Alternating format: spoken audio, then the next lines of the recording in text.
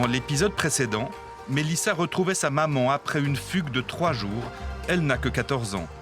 Impliquée dans une affaire de vol, elle n'a pas supporté les punitions. La situation familiale est tendue. 14 ans, c'est aussi l'âge de Matteo. Réveillé au petit matin, la police est venue le chercher chez lui pour le conduire au poste. Il a dû s'expliquer pendant de longues heures sur sa participation à une série de brigandages. Pour Matteo, c'est un jour sans école.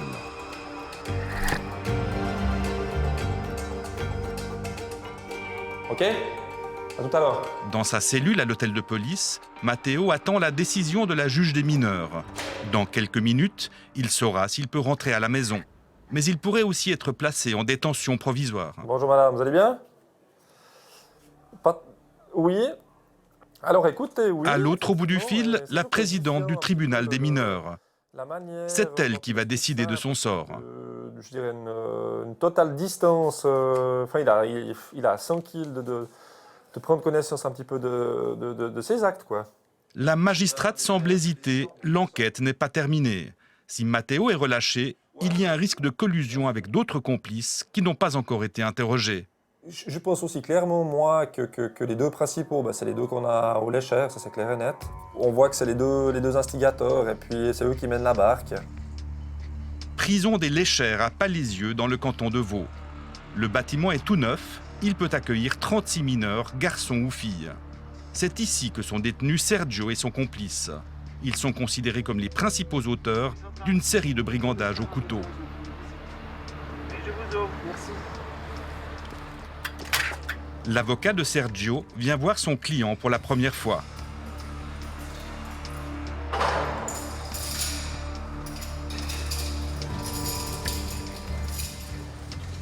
L'adolescent n'a pas le moral. Sa détention provisoire vient d'être prolongée à 1 mois. Voilà, je vous en prie, asseyez-vous. Comment savoir si ça lui servira de leçon? Pour l'avocat chargé de défendre les intérêts d'un mineur, c'est un vrai dilemme. D'abord parce qu'il s'agit par définition de quelqu'un qui n'a pas encore 18 ans, qui n'a pas forcément la capacité de discernement, et d'où la question de savoir où est-ce que se situe son intérêt et si lui-même est capable de le définir. Après, l'avocat reçoit des instructions et puis il ne peut pas s'en écarter, sauf dans des circonstances très particulières. Donc si le mineur veut contester sa détention provisoire, l'avocat ne peut pas, à mon sens, aller contre cette décision. Il doit suivre les instructions de son client. Retour à Lausanne. La présidente du tribunal des mineurs a pris sa décision. Bien seulement, tu peux juste mettre ta couverture, s'il te plaît? Donc la juge était renseignée, donc tu seras laissé aller après. Ta maman elle viendra te chercher ici à 5h30, une fois qu'elle a fini son travail. D'accord? Alors mets tes chaussures, s'il te plaît. Matteo sera jugé. Compte tenu de son âge, il s'expose à une sanction éducative. Mais avant de rentrer chez lui, il reste une formalité à régler. T'as passé quand même à 2 doigts de la prison. Et puis je te cacherai pas que si on devait encore entendre parler de toi, les choses se passeraient différemment. Donc ce serait la classe prison directement. Ok? Rendez-vous à la police cantonale vaudoise au service de l'identité judiciaire. Un passage obligé pour les auteurs de délits. Appuyez le dos. Impeccable.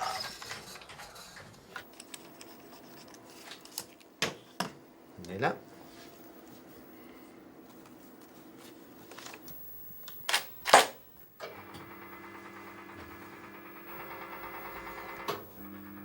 Ça te fait quoi là de passer tous ces postes-là? Ben, ça me gêne et ça me dérange pas beaucoup. T'as l'impression un peu d'être un criminel? Ouais. Un grand criminel. Un grand criminel? Ouais. Regardez juste en face de vous comme ça, s'il vous plaît. Rectiligne, relevé, vertical. Noir, pas noir. Les dents, elles sont toutes là les dents. Les oreilles percées? Non. Opération, tatouage, cicatrice, rien de spécial. Les mesures signalétiques enregistrées ici seront conservées pendant plusieurs années. Si Matteo ne commet plus de délits, elles finiront par être effacées.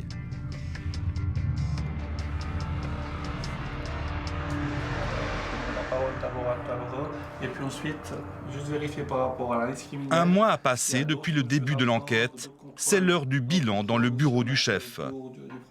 Sur la table, un schéma relationnel résume la situation. Au départ, on avait 2 adolescents pour une seule affaire de brigandage. À la fin de l'enquête, on se retrouve avec 4 complices de plus et 9 cas d'agression au couteau. Une dynamique bien rodée qui a fait 19 victimes, toutes mineures.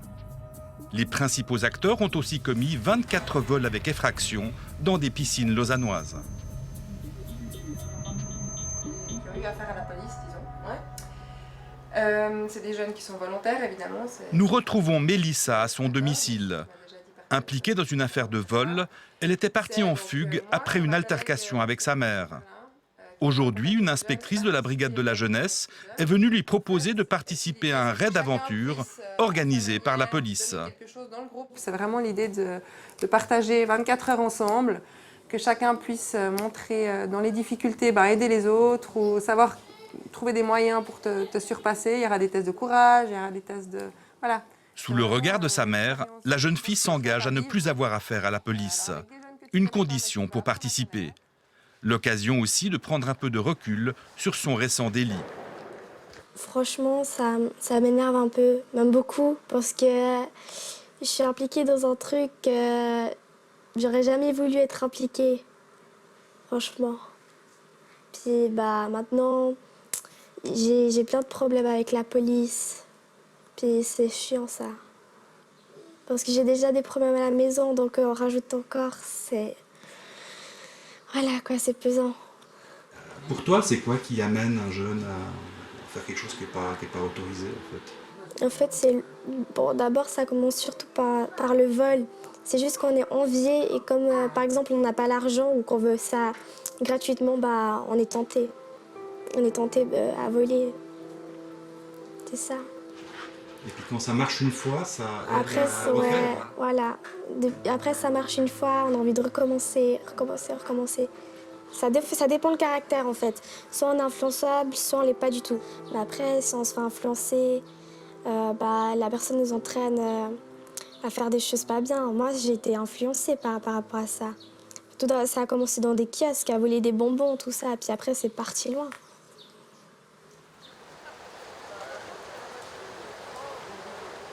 Trois semaines ont passé et Mélissa n'a pas récidivé. Nous la retrouvons au raid d'aventure, un week-end d'activités sportives organisé par la police. Cette année, 11 corps de police ont répondu à l'appel. Chacun est venu avec 5 adolescents qui ont récemment eu affaire à la police pour des petits délits. Ici, pas d'agresseur au couteau.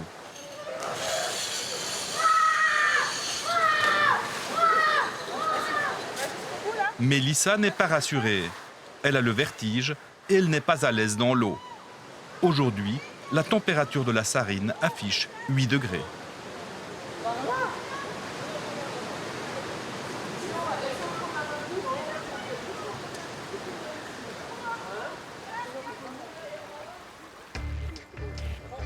À l'origine du concept, le chef de la brigade de la jeunesse de Lausanne. Quand on lui demande si c'est vraiment le rôle de la police de jouer les éducateurs, sa réponse est sans détour. Pourquoi pas? Et pourquoi pas? Parce qu'à force d'entendre que ce n'est pas de ma responsabilité, que ce n'est pas moi de le faire, je pense que l'accompagnement des adolescents, quels qu'ils soient, est un rôle que les adultes, de quel domaine qu'ils proviennent, doivent pouvoir assumer également. Alors avec intelligence et puis réflexion. Je pense qu'il est indispensable aujourd'hui que la police permette de créer ces zones neutres pour pouvoir échanger, pour pouvoir un tout petit peu comprendre les dynamiques de part et d'autre. Déjà, c'est parfait parce que quand on est avec des policiers, normalement, c'est pour les contrôles, carte d'identité, la merde quoi. Mais là, ça passe bien là. Moi, je pense que c'est bien parce qu'on oublie que c'est des policiers. Ça nous permet de les découvrir autrement. Moi, je trouve qu'ils sont plus gentils et en plus, j'avais plein de questions à me poser et puis d'être avec eux comme si c'était de simples amis ou comme ça. Ou des éducateurs. Des éducateurs alors que d'habitude, on les aime pas, tout ça. Par exemple, ça glissait sur les rochers. Moi, j'arrivais pas à monter. Comme le policier, il m'a aidé, le policier il m'a fait la courte échelle. Moi, j'ai réussi à monter. j'ai pris la main au flic. Mais pour moi, c'était pas un flic, c'était voilà, comme mon pote qui est là. Mais je sais très bien que demain matin, quand on va partir, ça va pas être la même chose. Parce qu'ils vont retourner dans leur fonction, comme ils, voilà, dans la nôtre. Bah merci. Ouais, elles sont là les sardines. Installation. Oui, il y a les sardines. Ouais, je suis épuisée. Fatiguée. T'as appris quelque chose aujourd'hui? Sur toi? Ouais, je pouvais dépasser mes limites parce que j'ai sauté. Normalement, je saute que en dessous des 2 mètres et là, je crois que j'ai sauté dans les 3 mètres comme ça. Et j'ai eu peur. Hein. C'était dans le canyon? Ouais, j'ai eu peur. En plus, j'étais gelée. Oh là là. T'es fière de toi? Ouais, quand même. Depuis cette journée, Mélissa a trouvé une place dans un foyer. Aucun nouveau délit ne lui a été reproché. Par contre, elle s'est mise à fuguer régulièrement. Mon Dieu, j'ai trop peur. Mais regarde! Matteo, qui avait participé à plusieurs brigandages dans un rôle secondaire, semble avoir retenu la leçon. Aucune récidive n'a été signalée. Sergio et son complice ont pu retrouver les bancs d'école. Considérés comme les meneurs d'une série d'agressions au couteau, ils attendent leur jugement. À l'âge de 15 ans, ce type de délit est passible d'1 an de prison au maximum.